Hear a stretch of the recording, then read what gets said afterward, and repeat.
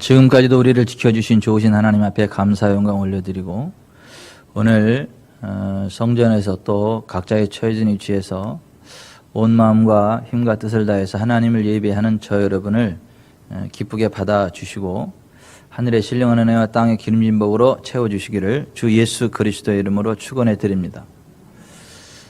온 우주 만물을 지으신 분은 선하신 주 여호와 하나님이십니다. 선하신 주 하나님께는 어둠이 없습니다. 질병과 저주와 압박이 없습니다. 그 하나님이 계신 하나님 나라 천국은 의와 평강과 희락이 넘쳐나고 모든 것이 풍족한 넉넉함이 있는 나라입니다. 그런데 하나님이 만드신 이 세상에 여러 가지 질병과 저주와 압박이 오고 고통, 전쟁, 슬픔의 일들이 계속해서 반복적으로 일어나고 있는 이유는 하나님의 형상대로 지음받은 사람들이 하나님을 떠나고 하나님의 말씀에 불순종하고 각기 제 길로 가기 때문에 하나님이 주시는 영광이 차단되고 하나님이 주시는 권능이 차단되기 때문에 전기가 아무리 많아도 전선이 끊어지면 그 전기 혜택을 볼 수 없는 것처럼 선하신 하나님, 복의 근원이신 하나님, 빛의 근원이신 하나님, 치유의 근원이신 하나님과 우리 사이가 죄악으로 끊어졌기 때문에 그 하나님의 영광 안에 거하지 못하고 하나님의 생명과 복 안에 거하지 못하고 그 결과로 이 세상에 여러 가지 빛과 어두움과 전쟁과 고통과 압박이 역사하고 있다는 것이고 하나님은 그럼에도 불구하고 여전히 우리들을 사랑하시죠. 그리고 우리들에게 생명 주시기를 원하고 우리들을 치료해 주시기를 원하고 우리에게 풍성한 삶을 주기를 원하십니다. 그래서 그 하나님과 사람 사이에 장벽으로 자리하고 있는 죄의 문제를 해결하기 위하여 이 땅에 보내주신 하나님의 독생자가 있는데 그분이 예수 그리스도세요. 예수 그리스도께서 이 땅에 죄의 문제를 해결하고 하나님과 우리 사이를 회복시키시려고 하나님과 우리의 관계를 회복시키시고 하나님과 우리가 함께하는 복된 삶의 현장을 회복시키시려고 이 땅에 오신 분이 있는데 그분이 예수님이십니다. 그래서 예수께서 이 땅에 오심을 기념하는 날이 12월 25일 성탄절이에요. 그래서 우리가 성탄절을 맞이할 때마다 하나님과 우리 사이에 맡겼던 죄의 문제를 해결하러 이 땅에 오신 예수님, 죄로부터 우리를 구원해내셔서 하나님과 함께하는 복된 삶으로 인도하기 위하여 이 땅에 오신 예수님, 그 예수님을 깊이 묵상하고 생각하면서 그 예수님께로 나아가고 우리와 함께 하시는 하나님의 은혜를 누리게 되는데요. 그것을 기억하게 하는 날이 해마다 12월 25일 성탄절이에요. 그리고 이 성탄절을 우리가 맞이하기 4주 전부터 대림절, 대강절 혹은 강림절이라고 해서 교회 절기를 지키는데요. 예수께서 이 땅에 오시기 수천 년 전부터 우리의 죄의 문제를 위하여 해결하기 위한 하나님의 메시아가 이 땅에 온다라는 것이 예언되어져 있고 그 예언된 대로 이 땅에 오신 예수님이시거든요. 그리고 예수님이 이 땅에 오시기 전에 구약 성경에 예언된 메시아 예수님을 알고 있었고 기다리고 있었지만 실제로 예수님이 이 땅에 오셨을 때 그 예수님을 만나고 예수님이 메시아임을 알아보고 메시아로 받아들이면서 예수님 안에서 함께 하시는 하나님의 은혜를 누리는 사람들이 있지만은 그렇지 못한 사람들이 훨씬 많았다. 구약에 기록된 이 땅에 오실 메시아를 알고 있었고 믿고 있었고 기다리고 있었지만 그런 사람들 가운데 실제로 이 땅에 오신 예수님을 맞이했고 만났고 그 은혜를 누리는 사람이 너무 적었다 라고 하는 것이 2000년 전 예수님 초림의 사건 때 있었던 일이고요. 그 동일한 성경이 말하기를 예수께서 우리를 위하여 아름다운 하나님 나라 처소를 예비하면 이 땅에 다시 와서 우리를 영접하여 이 땅에서 천년왕국을 이루게 하시고 천년왕국 이후에 새하늘과 새 땅 영원한 천국으로 우리를 인도하신다고 약속하고 있는데 그 재림의 예수님을 믿고 기다리는 사람들 가운데에도 여전히 예수님 재림할 때 버림받는 사람이 있다. 예수님을 맞이하지 못할 사람이 있다.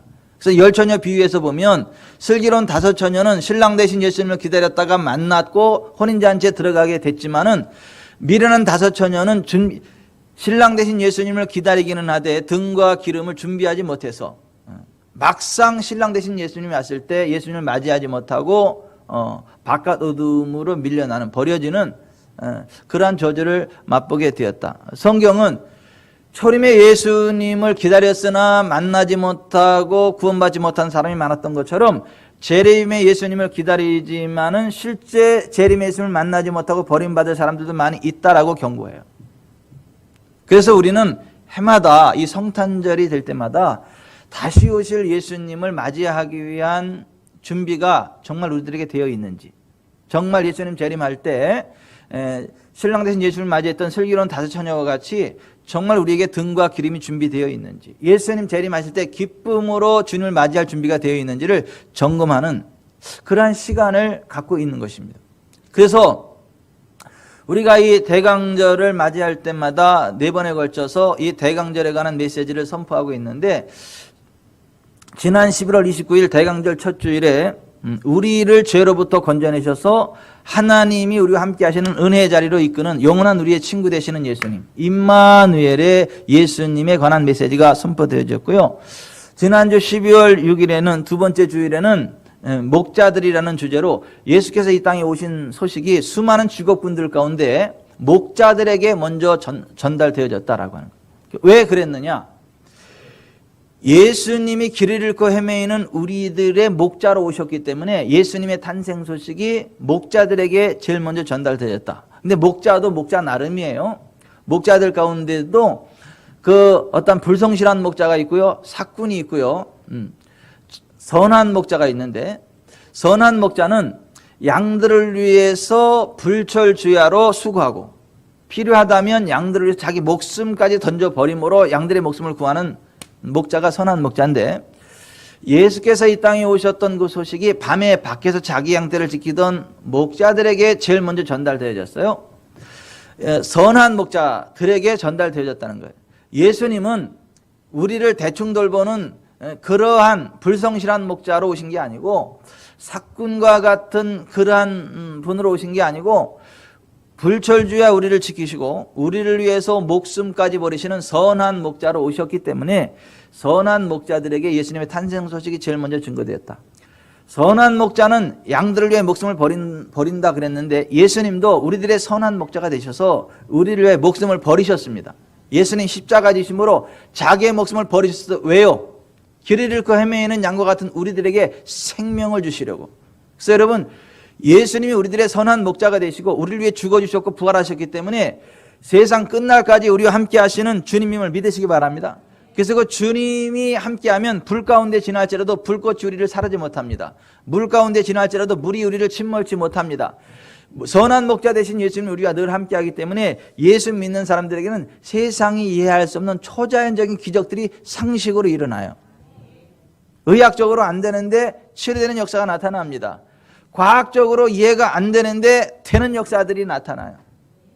예전에 우리 교회에 한 성도가 중국 합작으로 어떠한 프로그램을 개발해내는데 그 중국어 잘 통하지도 않고 같이 영어로 해가지고 하는데 이게 잘 통하지도 않고 시간은 닥쳐오고 이게 도저히 붙잡아도 해결이 안 되더래요. 그래서 다 내려놓고 무릎을 꿇고 기도했대요. 주님께 도와달라고. 근데 기도하고 났더니 즉시 해결이 되더래요. 이게 그냥 지혜가 파박 따지고 파박 해결이 되더래요. 여러분, 이게 논리적으로 설명이 안 되는 거. 그런 식으로 우리들의 선한 목자 되시는 예수 그리스도, 그분이 늘 우리와 함께하기 때문에 물 가운데 지날지라도 물이 우리를 침몰치 못하는 초자연적인 역사가 나타나고요, 불 가운데 떨어져도 불꽃이 우리를 사르지 못하는 초자연적인 역사들이 나타납니다. 성경에서도 그렇고 지금 이 시대에도 그렇습니다. 예수님은 우리들의 선한 목자로 오셨다. 그래서 선한 목자들에게 예수 그리스도의 탄생 소식이 제일 먼저 증거되었다. 이거 지난주에 선포된 메시지예요. 오늘은 대강절 세 번째 메시지로 따라서 합시다. 예수 그리스도께서 베들레헴에 왜 오셨나? 부사가 앞에 들어갔다. 왜 베들레헴에 오셨나? 예, 오늘은 예수 그리스도께서 왜 그 수많은 지역들 가운데 떡집, 베이틀레헴, 떡집이라고 하는 한국말로 병점이 되겠죠? 왜 예수 그리스도께서 병점에 오셨나? 또 졸다가 또 병점에 가서 예수님 찾지 마세요. 자, 우리말로 베이틀레헴은 병점이에요. 떡집. 근데 예수 그리스도께서 왜 떡집에 오셨나? 우리들의 생명의 떡으로 오셨기 때문에 예수께서 떡집에 오셨다. 결론은 그렇습니다. 여러분, 이 베들레헴은 누가복음 2장 4절부터 6절에 보면 유대 땅 베들레헴이 나오는데 예루살렘 남쪽으로 8km 정도 떨어진 곳이죠. 에브닷이라는 옛 지명을 가지고 있고, 루트에 나오는 유대 베들레헴이고, 라헬의 무덤이 있고, 다윗의 조상 보아스와 오벳과 이세, 그리고 다윗을 배출한 동네고, 다윗이 그곳에서 왕으로 기름 부음을 받았기 때문에 데이비스타운, 다윗의 동네로도 알려진 곳입니다.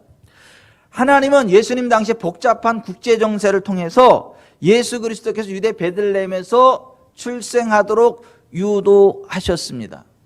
예수님이 베들레헴에서 자라지 않았거든요. 갈릴리 나사렛에서 예수님의 아버지 요셉이 살고 있었는데 왜 갈릴리 나사렛은 하지 않고 베들레헴에서 태어나셨느냐라고 했을 때, 예수님은 우리들의 생명의 떡으로 오셨기 때문에 베들레헴에서 날 것을 구약에 예언했고, 그 당시 전 세계를 지배하고 이스라엘을 통치하던 로마의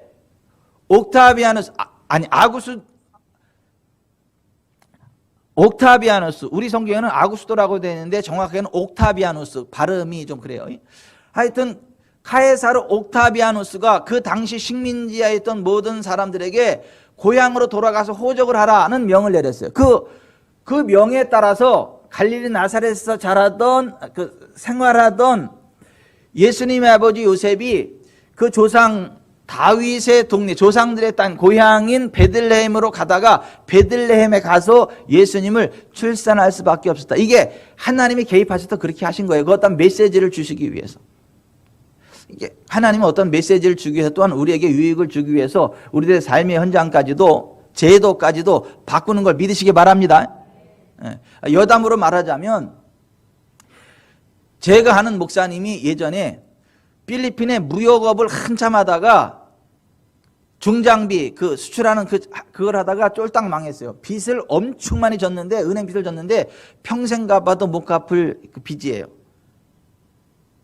근데 그 목사님이, 목사 되기 이전입니다. 신학생 시절이에요. 그렇게 했는데 나중에 이 복음을 깨닫고 하나님 앞에 기도하기를, 하나님은 내 문제 해결하기 위해서 나라 제도까지 바꾸시는, 법까지 바꾸실 분으로 나는 믿습니다. 내 힘으로 해결할 수 없사오니 하나님 법을 바꿔서라도 이 문제 해결해 주시옵소서. 그렇게 고백하고 기도하고 선포했대요. 그랬더니 그때 당시가 김대중 정부 때였는데, 갑자기 김대중 정부에서 한시적인 법을 냈는데, 경제특별조치법을 냈는데, 자기 힘으로 도저히 해결할 수 없는 그러한 사람들 가운데 몇을 선별을 해가지고 은행에 와서 하루에 몇 시간씩 몇 개월을 일하면 그걸 얼마로 쳐가지고 탕감해주는 그런 제도가 한시적으로 생겼어요. 거기에 그분이 당첨이 됐어. 그래서 은행에 가서 몇 개월 일하고 나니까 그 빚이 다 탕감이 돼버렸어. 그 빚이 탕감되고 나니까 그 한시적인 조치법이 끝나버렸어. 그러니까 정말 그분의 문제를 해결하기 위해서 나라 법까지도 바꿔버려서 해결하더라는 거예요.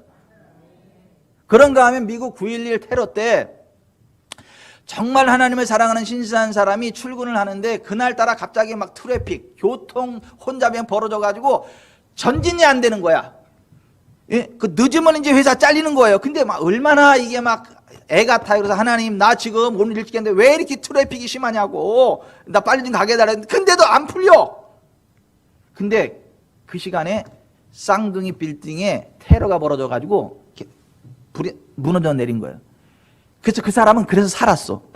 그러니까 하나님이 막아버린 거예요. 못 가게. 그런 식으로 하나님께서 어떤 상황 가운데 특별히 개입하시는 경우들이 있어요. 그러니까 예수께서 지금 갈릴리 나사렛에서 태어나는 게 맞지만은, 구약 성경에 예수님은 떡집 베들레헴에서 나올 거다라고 예언했고, 예수님이 이 땅에 생명의 떡으로 오신다라는 메시지를 주기 위해서 갑자기 로마 황제 옥타비아누스를 통해서 호적법을 만들어 가지고 유대 땅 베들레헴에 가서 태어나게 하셨다는 거예요. 여러분, 하나님이요 역사의 주인님을 믿으세요. 아무리 악한 자도요 하나님의 손 앞에 있는 걸 믿으세요. 그러니까 대한민국의 주인은 여시라고 믿어. 나는 여호와 하나님께서 대한민국을 다스리신다고 나는 믿습니다. 우리가 그 하나님 편에 서면 하나님은요 우리를 도와주십니다. 나라의 법까지 바꿔버려요. 한시적인 어쨌든 상황을 바꿔버리십니다. 아멘. 그 하나님의 주권적인 섭리에 따라 갈릴리 나사렛에 있던 예수님의 부모가 베들레헴으로 가서 예수님을 출산하게 됐다. 근데 베들레헴에 가서도 여관이 있을 것이 없어가지고 마굿간에서 예수님 출산하게 했어요.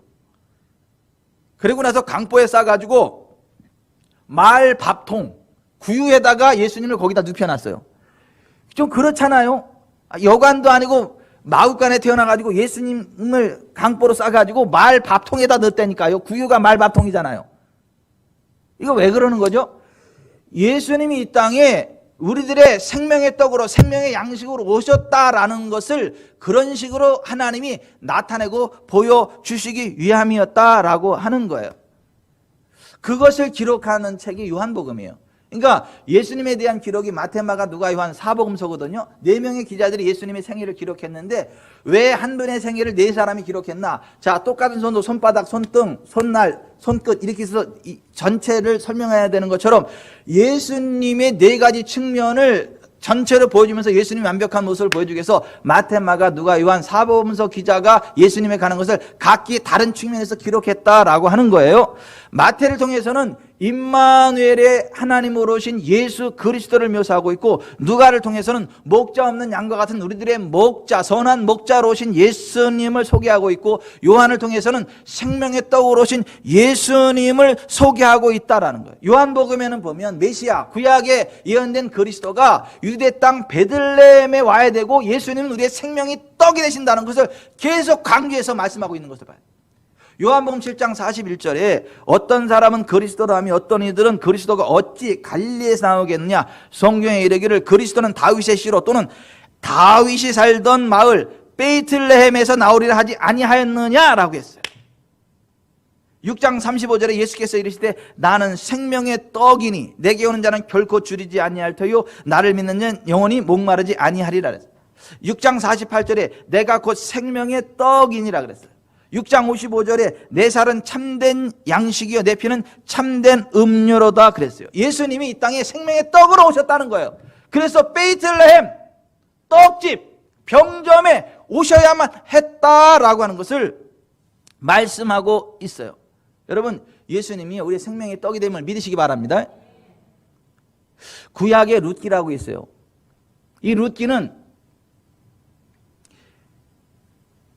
룻에 관한 기록이 아니라 하나님의 백성들이 하나님을 떠나면 떡집에 떡이 없는 것처럼 삶이 메마르게 되고 삶의 현장 가운데에 궁핍함이 오지만은 하나님의 백성들이 다시 하나님께로 돌이키면 하나님께서 양식을 주셔서 풍족한 삶이 회복된다. 그리고 하나님의 백성이 삶의 현장이 메마를 때에 하나님을 바라보고 하나님과의 관계를 회복해야지 인간적인 방법으로 삶의 문제를 해결하려고 하나님이 예비하신 복된 자리를 떠나고 세상으로 나아가면 잘 될 것 같아도 물질 잃어버리고 건강 잃어버리고 소중한 것 다 잃어버리고 개털 돼가지고 주님께로 돌아올 수밖에 없다라고 하는 메시지를 주는 게 룻기서예요. 이 룻기서에 보면 나옴이라는 여자가 하나님을 잘 섬겼어요. 좋은 신랑 만나가지고 유복한 가정을 이루고 말론과 기른이라고 하는 2 아들을 낳았어요. 그 동네 유지예요. 아주 황후마마처럼 귀족처럼 살았어요. 근데 어느 날 유대 땅 그 베들레헴에 기근이 들었어요. 그때 이 나오미가 야 우리가 살기 위해서 어디를 보니까 이 베들레헴은 하나님의 영광이 머무는 곳인데 하나님이 가지 말라고 하는 모압 땅에 보니까 거기는 무역이 성하고 요즘 말로 말하면 무역이 성하고 농사가 잘 되고 거기 가면 아무 문제 없을 것 같아요. 거기 가면 돈도 벌 수 있을 것 같고 아무 문제 없을 것 같아요. 그러니까 하나님이 가지 말라고 했지만 남편을 꼬셔가지고 아들들과 함께 하나님이 가지 말라 한 모압에 갔어요. 모압에 가서 10년 사는 동안에 있던 재산 다 날려버렸고 나갈 때는 돈 가져갔는데 10년 만에 재산 다 날라갔고 남편 죽었고 거기 모압 여자들은 저주받은 그 족속이라 같이 결혼하면 안 되는데 그 모압 여자들을 데려다가 며느리를 삼았어. 그랬더니 아들 둘이 죽어버렸어. 그래서 10년 만에 재산 다 날려 남편 죽어 두 아들 죽어 그래가지고 홀로 된 여자 셋만 남았어요. 근데 그 상황에 보니까 베들레헴을 하나님께서 돌보셔가지고 자기 백성을 돌보셔가지고 그들에게 양식을 주셨다라는 소문을 들었어요. 그 떠나지 않고 그 자리에서 하나님 바라보고 의지하고 하나님께 되돌렸더니 하나님이 베들레헴을 돌보셔서 거기에 양식을 주셨다라는 얘기를 들었어요. 그때에 이 나오미가 땅을 치면서 내가 그 자리에 머물면서 하나님을 바라봐야 되는데 하나님이 가지 말라는 곳에 여기 와가지고 돈 벌러 왔다 돈 다 날려버리고 잘 되려고 왔다가 남편 죽고 아들들 죽고 나도 얼굴이 다 상하고 다 망가지고 아무것도 없어 거지처럼 저주받은 모습으로 그 내가 살 길은 이제라도 하나님이 기뻐하시는 베들레헴으로 돌아가야 되겠다라서 베들레헴으로 돌아와요. 그때 그 나오미가 다 망가진 모습을 보면서 그 수많은 사람들이 예전에 그 나오미를 기억하면서 Can this be 나오미? 이 사람이 나오미 맞아? 이 사람 나오미라고 할 수 있어? 라고 사람들이 막 놀래 자빠지는 거예요. 그때 이 나오미가 죽음에라도 들어가고 싶은 마음으로 Don't call me 나오미, 날 나오미라 부르지 마세요. Call me 마라, 나를 마라라 부르세요. 이렇게 얘기를 해요. 마라라는 말은 무슨 나오미라는 말은 즐거움, 기쁨, 황후스러움 막 이런 거예요. 고풍스러움 이런 거예요. 마라라는 말은 쓴 고통, 저주, 아픔 이런 말이요. 그러니까 그 황후마마처럼 그 귀티나던 그 인생이 완전히 저주스러운 모습으로 바뀌었다라고 자기가 보기에도. 그러나 그럼에도 불구하고 돌아왔더니 하나님이 그에게 은혜를 베풀어 주셔서 그가 메시아의 조상이 되는 반열에 다시 세워지는 놀라운 일들이 있게 됐고 하나님이 거기를 돌보셨더니 베들레헴에 다시 살아나서 하나님의 영광이 회복되어졌고 모든 기근의 문제가 해결되어졌고 세상의 문제가 해결됐다라고 하는 거예요. 거기 와서 생의 모년이 아름답게 회복이 되어졌다라고 하는 거예요. 존귀함이 다시 회복되어졌다라고 하는 거예요. 아멘. 여러분 제발 부탁이니까 복의 근원 하나님이십니다. 하나님과의 관계에서 해답을 찾고 내 문제가 뭔가 이거를 봐야지 그냥 어디 가면 잘 될까 어디 가면 돈 될까 돈 따라가지 마세요. 우리들에게 중요한 것은 the thing with God 하나님과 함께 하느냐 이게 중요한 것이 the place without trouble 문제 없는 장소가 중요한 게 아니라 하나님이 함께 하는 그것이 중요합니다. 아무리 저주스러운 상황 가운데도 하나님이 함께하면 잘 됩니다. 근데 아무리 좋은 환경 가운데도 하나님이 함께하면 그게 저주가 될 수 있어요. 똑같은 불꽃 가운데 던져져도 하나님이 함께하면요 그것이 천국입니다. 불꽃이 그를 사르지 못합니다.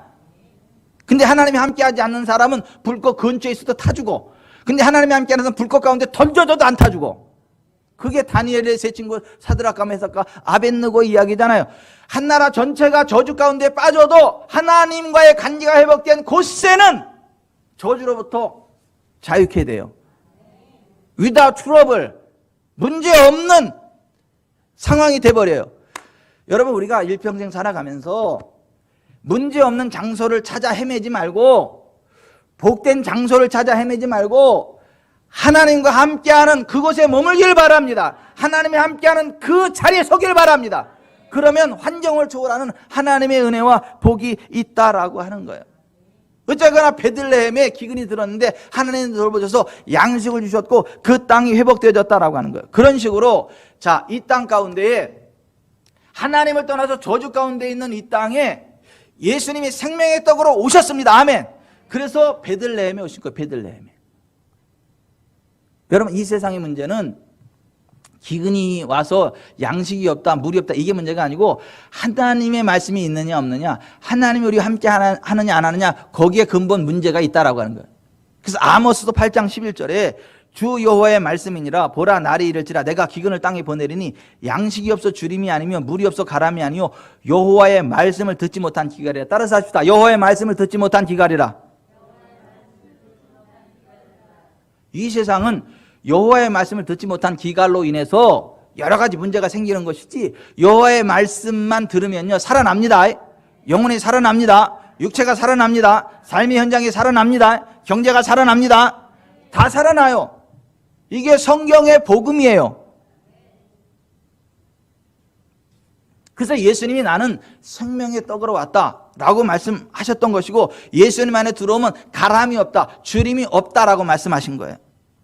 예수님이 말씀하시기를 나는 하늘에서 내려온 살아있는 떡이니 사람이 이 떡을 먹으면 영생하리라. 내가 줄 떡은 곧 세상의 생명을 위한 내 살이니라 하시니라.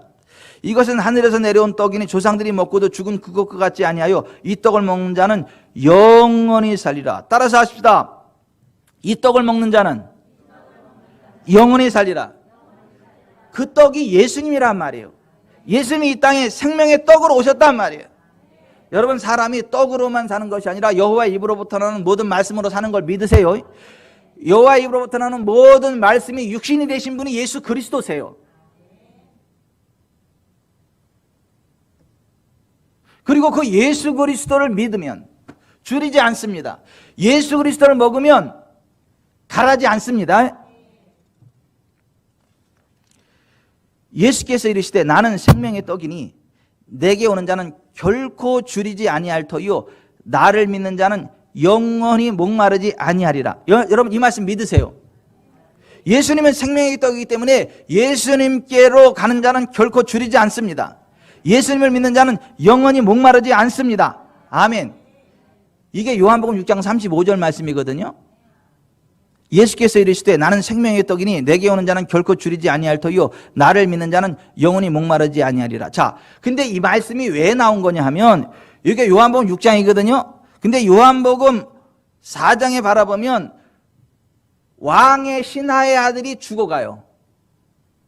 왕의 권력으로도 해결할 수 없는, 이 세상 권력으로도 해결할 수 없는 그런 문제가 있어. 근데 그 왕의 신하가 예수님한테 와서 아들을 살려달라고 하니까 예수님 말씀하시되 가라, 내 아들이 살아있다 한 말씀 하셨거든요. 그걸 믿고 갔더니 죽기 직전에 왕의 아들이 살아났어요. 그리고 38년 동안 꼼짝도 못하던 중환자가 예수님을 만났는데 예수님이 내가 낳고자 하더니 내가 낳고자 하느냐라고 여쭤보시고 일어나 내 침상을 들고 걸어가라 그랬더니 그 사람이 즉시 일어나서 침상을 들고 걸어가는 거예요. 그러니까 권력으로도 해결 안 되고 의학으로도 해결 안 되는 그 어떤 것도 다 해결이 되더라. 예수님 앞에는 다 해결이 되더라. 그것을 발견한 사람들이 예수님께로 몰려들기 시작을 한 거예요. 그래서 요한복음 6장 2절에 그런 사건에 대해서 이야기하고 나서 그 후에 예수께서 디베랴 갈릴리 바다 건너편으로 가시매 큰 무리가 따른 이는 병자들의 행하시는 표적을 보았음이러라 그래요. 예수님께 가면 다 해결된다는 그걸 아니까 사람들이 예수님께로 몰려왔다는 거예요. 그리고 보리떡 5개와 물고기 2마리로 5,000명, 25,000명 되는 사람들을 다 배불리 먹게 하고도 12광주리를 거두는 그러한 기적을 일으키셨다라고 하는 거예요. 그러고 나서 예수님이 이렇게 말씀하신 거예요. 내가 진실로 진실로 너에게 이르노니 너희가 나를 찾는 것은 표적을 본 까닭이 아니요 떡을 먹고 배부른 까닭이로다. 썩을 양식을 위하여 일하지 말고 영생하도록 있는 양식을 위하여 하라. 이 양식은 인자가 너에게 주리니 인자는 아버지 하나님께서 인치신 자니라 그랬어요. 자, 잃어버려지는 썩어 없어지는 양식을 위하여 일하지 말고 영생하도록 위하여 있는 양식을 위하여 일하라 그랬어요. 그랬더니 이 사람들이 이렇게 질문하는 거예요. 우리가 어떻게 해야 하나님의 일을 하오리까? 이렇게 물어봐요. 그때 예수님이 이렇게 말씀하세요. 하나님께서 보내신 일을 믿는 것이 하나님의 일이니라. 따라서 하십시다. 하나님께서 보내신 일을 믿는 것이 하나님의 일이니라. 그랬더니 그들이 또 묻기를 그러면 우리가 보고 당신을 믿도록 행하시는 표적이 무엇입니까? 하시는 일이 무엇입니까? 기록된 바 하늘에서 그들에게 떡을 주어 먹게 하셨다는 것 같이 우리 주상들은 광야에서 만나를 먹었나이다. 이렇게. 그때 예수님 말씀하시기를 내가 진실로 진실로 너희에게 이르노니 모세가 너희에게 하늘로부터 준 떡을 준 것이 아니라 내 아버지께서 너희에게 하늘로부터 참떡을 주시나니 하나님의 떡은 하늘에서 내려 세상에 생명을 주는 것이니라고 합니다. 그랬더니 그 사람들이 주여 우리에게 이 떡을 항상 우리에게 주소서라고 합니다. 그때 예수님이 하신 말씀이 나는 생명의 떡이니 내게 오는 자는 결코 줄이지 아니할 터이요 나를 믿는 자는 영원히 목마르지 아니하리라는 말씀을 하셨던 거예요. 자, 여기 좀 보세요. 간단하게 말할게요. 광야 이스라엘 백성들이 하늘에서 내리는 만나를 먹고 살았어요. 그 만나를 먹었더니 질병 없는 몸이 돼버렸어요. 그 만나를 먹고 살았더니 40년 동안 의복이 헤어지지 않았어요. 발이 부르트지 않았어요. 반석에서 물이 나왔어요. 하나님의 영광 가운데 부족함이 없는 삶을 살아갔어요. 그들이 하나님께 범죄하지 않는 한, 하나님 인지 안에 있는 한 그렇게 됐단 말이에요. 근데 그것은 하늘로서 내려온 생명의 떡이신 예수님 안에서 우리가 누릴 일에 대한 예표였고 그림자였다라고 하는 거예요. 생명의 떡으로 오신 예수님을 믿으면요, 질병 없는 몸이 됩니다. 가난 없는 삶이 됩니다. 하나님의 영광 가운데로 나아가는 그러한 복된 삶이 됩니다. 그게 예수님이 생명의 떡이다라는 의미인 거예요. 그래서 요한복음 6장에서 예수님이 생명의 떡이다 그것을 말씀하셨는데 7장에서는 예수님을 믿는 자는 그 배에서 생수의 강이 흘러나오는 성령 충만의 삶을 살게 된다. 자, 광야의 만나를 먹고 반석에서 물이 나왔잖아요. 그죠? 모든 문제가 다 해결됐잖아요. 예수님, 생명의 떡이신 예수님을 믿고 먹으면 그 배에서 생수의 강이 흘러넘친다. 성령님의 기름 부음과 권능으로 역사해서 삶에 가람이 없는 풍족한 삶이 된다라고 하는 거예요. 아멘. 8장에서는 음행 중에 잡혔던 사망의 어둠 속의 여자가 예수님으로 말미암아 죄 용서함 받고 생명의 빛 가운데 살아가게 되었다는 것을 기록해요. 예수님 안에 들어오면요, 죄가 끊어집니다.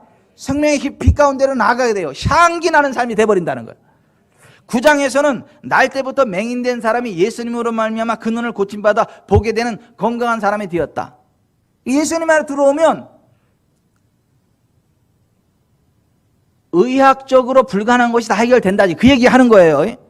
10장에서는 예수께서 이 땅에 오신 목적은 목자 없는 양과 같은 우리 인생들에게 참 목자가 되셔서 생명을 얻게 하고 더 풍성히 얻게 하려는 것이었다라는 것을 말씀해요. 11장에서는 죽은 지 나흘 된 나사로를 살리시면서 예수님이 곧 부활이요 생명이라고 말씀하세요. 그러니까 인생 가운데 일어나는 모든 문제 해답이 예수님께 있다는 거예요. 아멘. 인생 가운데 일어나는 모든 저주가 예수님 안에서 해결된다는 거예요. 그러면서 12장부터 19장에는 우리에게 그와 같은 생명과 풍성한 삶을 주시기 위해 예수님께서 당하셨던 모든 고난의 사건들을 기록해요. 그리고 십자가에 매달려서 맨 마지막에 19장 30절에 레스타이 모든 것들이 다 이루어졌다. 저주의 값이 다 지불되어졌다. 그래서 예수님 안에 생명을 얻게 하고 더 풍성함을 얻게 되는 모든 조건이 충족되어졌다는 걸 선포해요. 아멘. 그리고 요한복음 20장에서 부활의 주님을 소개하면서 결론적으로 예수께서 제자들 앞에서 이 책에 기록되지 아니한 다른 표적도 많이 행하셨으나 오직 이것을 기록하면 너희로 예수께서 하나님의 아들 그리스도심을 믿게 하려 하며 또 너희로 믿고 그 이름을 힘입어 생명을 얻게 하려 함이니라. 그러고 나서 21장에 한 장이 추가되는데 부활의 주님은 우리의 삶의 현장에 나타나 우리의 모든 필요를 채워주시는 분으로 그리고 그의 제자들을 통해 양과 같은 당신의 자녀들을 양육해 가시는 분으로 소개해주고 있다라고. 쉽게 말하면 예수님 안에서는 모든 문제 다 해결된다는 거예요. 생명의 떡이신 예수님을 믿고 예수님을 먹고 예수님을 믿으면 결코 줄이지 않는다. 결코 가라지 않는다. 넉넉한 삶을 산다. 강건한 삶을 살아간다. 부유한 삶을 살아간다. 아멘. 지금 그 말씀 하시는 거예요. 근데 많은 사람들이 예수님을 그렇게 안 믿습니다. 단지 죄사함 정도의 예수님으로 믿어요. 단지 천국 가게 하는 정도의 예수님으로만 믿지 우리의 삶을 총체적으로 회복시키시는 생명의 떡 되시는 예수님을 안 믿어요. 근데 그걸 믿으세요. 그게 예수님이 베이틀레헴 떡짐 병점에 오신 이유라고요. 그 메시지라고요. 한때 성실한 자매 청년으로 10년 넘게 신앙생활을 했지만 기쁨이 없었고 형식적인 기독교인으로 살아갔었던 한 여청년이 우리 지구촌 사람께 출석하게 되었죠. 3년이 지나가는데 주님이 주시는 복은 선택된 사람만 받는 것이 아니라 주님을 믿는 모든 사람들에게 공통적으로 적용된다는 것이 큰 충격으로 다가갔죠. 그래서 그때 충격을 먹으면서 그래? 그럼 나도 적용되는 거구나. 그래? 나도 치유받는 거구나. 그래? 나도 부자 되는 거구나. 아, 나도 되는 거구나 라는 게 깨달아졌대. 3년 만에. 그렇게 깨닫고 있을 무렵에 이병존 목사가 설교하기를, 우리 교회 출석하고 제대로 신앙생활 3년만 해봐라. 3년이 되어도 축복을 못 받으면 선친유산으로 물준 땅이 있는데 그거 팔아서 보상해 준다. 그 말을 듣고 진짜 한번 3년만 잘 다녀보자 라는 생각을 했대요. 그러던 어느 날 예배 시간에 지옥은 반드시 있습니다라는 설교를 듣고 그 순간에 그의 영과 혼과 육이 각성돼 버렸어요. 지옥이 정말 실제가 돼서 그의 몸에 느껴졌고 그날은 잠도 못 자고 뒤척거리고 잠이 들어도 소스라치게 놀라 깨기도 했다는 거예요. 그리고 그를 만드신 하나님은 그가 건강하게 부자로 장수함에 살기를 원하시는 분이시고 또 자신에게 필요한 모든 자원을 모두 예비시켜 놓았다는 것도 알게 되었다는 거예요. 그 하나님의 진리를 아는 순간 조용하면서도 강하게 바뀌어지는 삶의 지각 변동이 일어났다는 거예요. 그리고 그 결과로 건강해졌대요. 물질이 회복이 되었대요. 다른 사람들을 평가하고 비판하지 않는 사람이 되었대요. 날이 갈수록 더 잘 되어지고 윤택해지는 평안한 삶을 살아가게 되었대요. 그렇게 간증하고 나서 대한민국에서 제일 잘 나가는 1등급 믿음의 청년을 만나가지고 아름다운 연애가 시작이 됐어. 그리고 저와 함께 결혼 예비 학교를 했어. 우리 교회 데리고 와가지고 딴딴딴딴 딴딴딴딴 딴따다다다다다다다다 신랑 신부 하는요. 네! 신부 하면 신랑을 하는요. 네! 그리고 신혼여행을 갔어. 허니문 베이비로 보석 같은 쌍둥이 아들을 가졌어.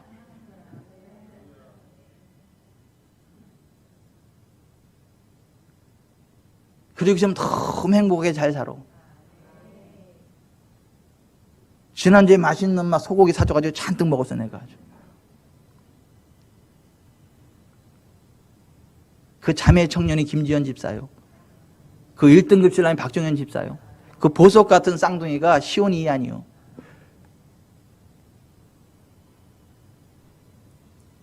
예수님이 생명의 떡으로 오셨다고. 그래서 베이틀레헴에 오셨다고. 떡집에. 그 예수님 안에 모든 해답이 들어있다고. 누구든지, anyone, 누구든지 내게 오는 자는 결코 줄이지 아니하는다. 내게 나를 믿는 자는 결코 줄이지 않는다. 목마르지 않는다. 저 우리 주전사랑교회 모든 성도들이 그렇게 되기를 바랍니다.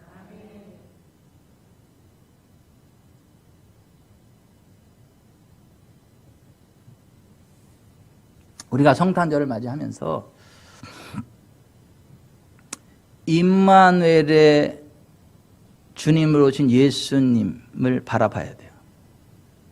늘 우리와 함께 하시는 하나님의 은혜를 누려야 돼요. 그래야 그 사람이 재림 예수님도 맞이하는 거예요. 목자 없는 양과 같은 길 잃고 헤매는 우리들의 목자가 되신 예수님. 예수님이 늘 우리와 함께하는 그러한 분이다라는 걸 믿고 주님과 동행하셔야 돼요. 예수님은 우리의 생명의 떡으로 베이틀레헴에 오셨다. 예수님 안에 더 이상 문제가 아니다. 우리에게 풍성한 삶이 펼쳐진다. 영과 혼과 육과 재정과 현세와 내세에 정체적인 회복과 부흥을 주시는 분이 예수 그리스도다. 그것을 믿으시기 바랍니다. 그 은혜를 누리시기 바랍니다. 그러한 사람들이 재림의 예수님을 맞이하게 되는 거예요. 만약에 그 자매가 우리 지구촌사랑교회 안 나왔고 이 복음을 듣지 못했다면 그와 같은 복이 없어요. 지난주에 2시간 넘게 우리 교회 예배 드리러 온 두 가정이 있어요. 이병천 카페 회원이요.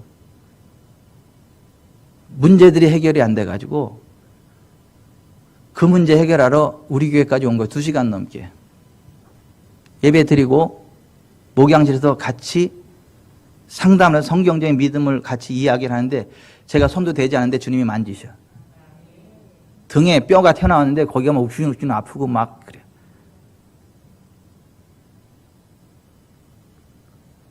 쏙 치료가 돼버렸어요. 하나님은 살아계십니다. 예수님이 고치십니다. 고백하라 그랬어요. 그리고 내가 손을 떼지만 계속해서 집에 가서도 주님이 고치신다. 믿음의 스위치를 켜고 있으라 이렇게 했거든요. 내려갔는데 또 아프더래. 근데 성경적인 믿음으로 치고 일어섰대. 들은 메시지가 있잖아.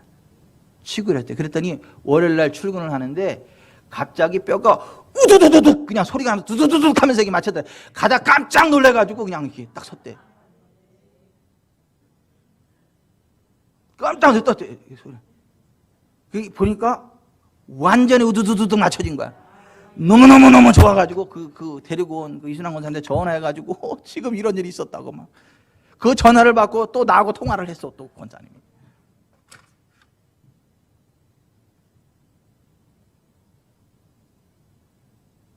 왜 똑같은 하나님인데 왜 그분이 그 교회에선 그런 기적을 맛보지 못하죠? 그 교회 하나님하고 우리 하나님이 달라요? 똑같은 하나님이시거든요. 그 교회 성경과 우리 교회 성경이 달라요? 똑같은 성경이거든요.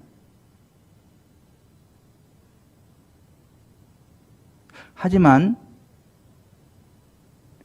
예수님을 어떤 예수님으로 이해하고 믿고 고백하느냐에 따라서 그 주님의 은혜를 얼만큼 누릴 수 있느냐가 결정이 돼요. 그러면 예수님은요, 생명의 떡이십니다. 예수님 안에 모든 문제 해결됩니다. 그거 믿으세요.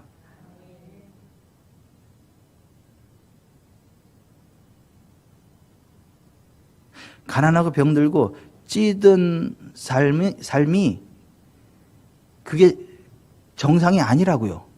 예수님 안에 있는 사람은. 영혼이 잘 되고 범사가 잘 되고 강건케 되는 게 정상이라고요. 예수님 안에 있는 우리에게는 모든 것들이 예비되어져 있습니다. 우리를 이기게 하십니다. 아멘. 그래서 우리는 옥회의 삶이지 절대 그 근심 걱정의 삶이 아니에요. 유쾌, 상쾌, 통쾌, 명쾌, 완쾌한 삶이 크리스천스 라이프, 그리스도인의 삶이에요. 주님 내길 예비하시니 나 기뻐합니다.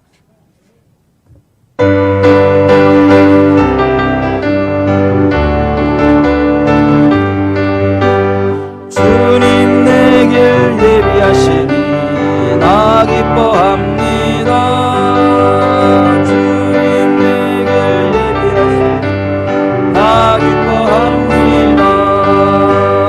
여호와 이레 여호와 이레 주님 내길 예비하시니 여호와 이레 주님 내게 평화 주시니 나 기도합니다.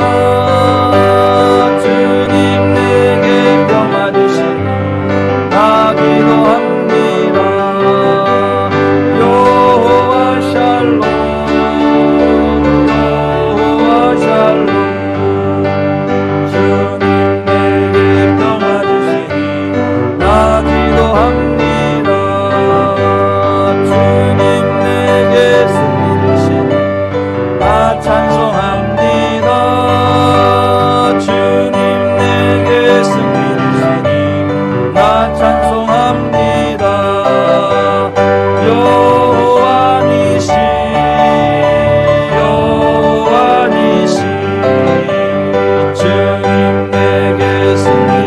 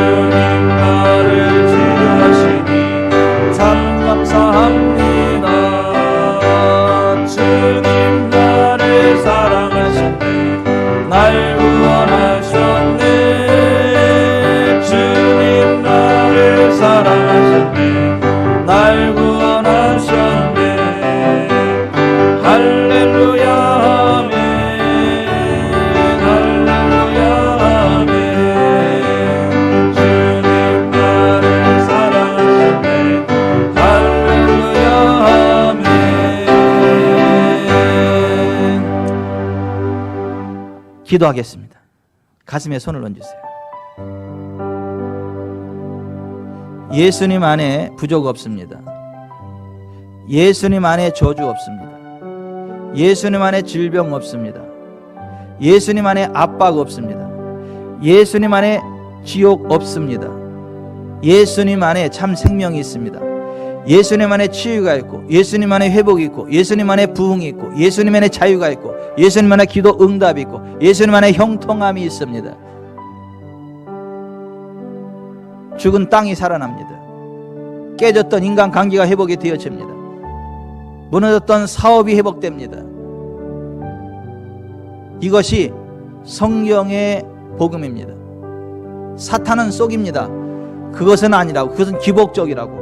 그것은 성경이 말하는 기독교가 아니라고. 너무 샤머니즘적인 세속적인 기복적인 믿음을 갖지 말라고. 사탄은 이렇게 속삭입니다.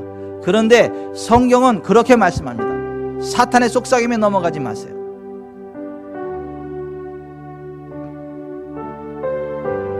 지난주에 오셨다 가셨던 권사님이 그렇게 오래 신앙생활해도 그러한 것들을 모르고 그냥 그게 당연한 줄 알고 살았는데, 아, 그게 문제였네요. 다시 한번 깨달았다. 우리는 예수 이름으로 거부할 권세가 있어요. 죄를 이길 권세가 있어요. 질병을 이길 권세가 있어요. 가난을 이길 권세가 있어요. 귀신을 이길 권세가 있어요. 저주를 끊어낼 권세가 있어요. 하나님의 나라를 이 땅에 끌어올 권세가 있어요. 하나님의 영광을 이 땅에 끌어올 권세가 있어요. 예수 이름으로. 하나님, 내가 예수님 안에 그와 같은 복된 삶을 살아가겠습니다. 가난하고 병들고 찌들고 고난스러운 삶이 아니라 생명의 떡이신 예수님 안에서 참 자유와 참 평강과 참 기쁨과 참된 건강과 참된 부여와 영광의 길을 걸어가겠습니다. 도와주십시오. 기도하겠습니다.